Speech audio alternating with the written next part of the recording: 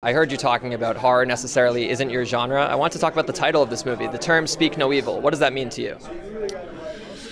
Yeah, I mean, there's the three chimps: hear no evil, speak no evil, see no evil.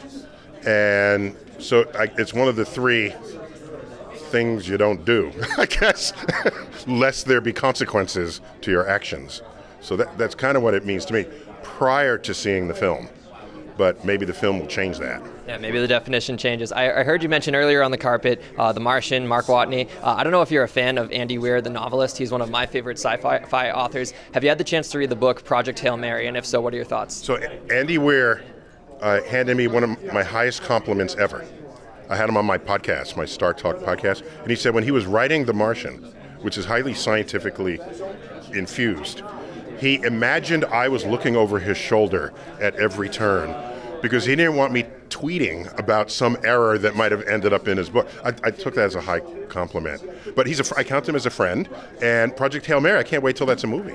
I mean, it's actively shooting right now. It's actively shooting. Excellent. Ryan Gosling's playing the lead. Oh my God. Okay, well, we can make that happen. Okay. I'm presuming if I'm invited to this premiere, I'll get invited to that premiere. I have to assume that. Yeah. Awesome. We got it. We'll have to talk in depth whenever that does come out. Final question for you. Like I mentioned, we're Comic Book. I know you have tweeted at length about some of the most egregious examples of how comic book movies have broken the laws of physics. What is the worst example to date? It's definitely in Superman 1, where he flies backwards around the Earth and reverses time. That's fun, though. I mean, please. Sometimes they come up with things and it's boring, you know? Okay, but if he swam backwards around Earth to save Lois, by the way, which was like, really? Okay, so he flies backwards around Earth, time reverse. Had he slowed down Earth and stopped it, he would have killed 1 billion people because all the oceans would have washed up onto the continents. And this is all in the interest of saving Lois. So this was like, in terms of violation of all known laws of physics, that's the peak. The rest are sort of magical things that maybe one day we'll figure out how to do. Like, who's this guy, Mr. Doctor Strange. Doctor Strange. See, I prefer Rick from Rick and Morty. Sure. Because when he opens these portals, he uses real science, whereas Doctor Strange uses magic, you see? So it's the real science I'm going with here. That's very fair. In the reverse order, real quick, what's the closest a superhero movie has gotten to getting the laws of physics correct? I think you just need real... you leave the magic at home, and it would be like a cage match between Superman and Iron Man. They're both human. They don't have magical powers from another planet or from... radioactive spiders. And so then it's technology against technology and who can be most clever. And we know Iron Man would wipe his ass with Batman because Batman actually doesn't know any of the science.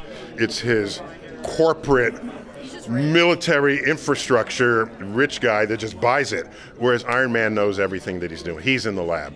So there's some authenticity to that you don't find with the other superheroes. That being said, the Marvel Universe in general, with Thor as an exception, they all have science that factored in their powers. Whereas in the DC universe, not so much. So I find that to be interesting. But we gotta love Superman. Plus, I was in a comic with Superman. Did you know this? I remember the panel. Yeah, I still recall it in my vision. Yeah, it's Action Comics 14. I meet Superman. So maybe we'll get you in the movie. They're starting it over. Mackenzie, thank you for your time. This movie was originally made 2 years ago as a Danish film. Is there any type of intimidation when going into a movie, translating it to English so soon after it was originally made overseas? No. I mean, first of all, the original movie is mostly in English, so add that to the intimidation part. But no, I mean, I think you adapt things and you do different versions of it. I mean, James McAvoy, I'm going to steal what he says, but you don't call a new adaptation of Macbeth like an adaptation, or you're not stealing from anybody. You're just doing a different version of it, and it's fun to see different versions of things. So, no, I mean, but I love the original movie, and I love our movie. Very true. What does the phrase "speak no evil" mean to you? speak any evil. Just keep out of sight, out of mind, essentially. Yeah. Just don't invoke anything. Absolutely. One final question. A movie you were in that came out in 2014 that honestly inspired my move to New York was That Awkward Moment. I love that movie. It was one of those things that I felt compounded interest over time. It finds new audiences every single year. What does it mean to you to have a credit in your filmography like that just continues to find new people? Well, I mean, I'm grateful that people keep watching anything. Was it the part of avoiding relationships at any cost, even if a woman's father died, that appealed to you? It was honestly just the romanticization of New York City. Yeah. It wasn't anything about the plot. It just made New York feel like such a cool place to live. New York is a very cool place to live. Was I living in New York at the time? No, but I moved back shortly after filming that movie, so it might have had the same effect on me. Very cool. Thank you so much for your time. Thank you. Hi, James. Congrats on the movie. I was reading all about the adaptation process and the fact that it was originally made in 2022. I feel like this is such a rapid-fire English translation. What was part of the process of wanting to make this movie so soon after the original came out? Well, I just kind of come at any story just as how good do I think the story is. And in terms of adapting something, thinking that there's no point in making the same movie. Christian's movie was only a couple of years ago, and as you say, it's a brilliant movie. So I wanted to see, can I make something of my own? Can I bring something different to it? And it wasn't a cynical process. It was, I've been sent adaptations before and I go, no, I can't see it. But this one I could just see.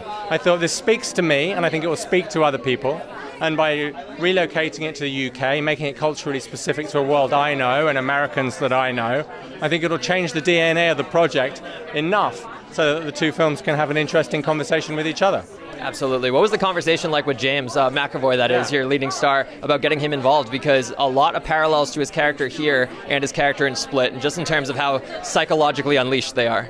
Yeah, I mean, he wasn't thinking in those terms. It's more he was thinking about how there's this kind of narcissistic, sociopathic guy and how he's charming and how he pulls the wool over people's eyes. And he was just, we had a lot of conversations about real-world people that do that and demagogues and, and disturbing, toxic, masculine guys that kind of, influence other people. So, I mean, James is all about the truth of the moment. So really it's all about looking at the scenes. Is this honest? Is it true? Like any acting process, really. My final question to you, you directed my favorite episode of Black Mirror, that being Shut Up and Dance. I still go back and rewatch it to this day. Just talk to me about the specialty of working with that Black Mirror team, creating an anthology episode that still stands the test of time, and if you would ever come back to the franchise. Yeah, I mean, Charlie Brooker is a really, really talented guy. It was a brilliant script. It was fun to make. It was very quick. He let me get on with it. It was like a little mini movie, and Alex Lawther's a fantastic actor. So yeah, I mean, listen, absolutely. The best of Black Mirror is up there with anything, and I'm very proud of it. Absolutely. Thank you so much for your time. Cheers. How's it going, Jason? Liam Crowley, Comicbook.com. 2 quick questions for you. The original movie of Speak No Evil came out just 2 years ago. I feel like there was a lot of urgency to make this one in English.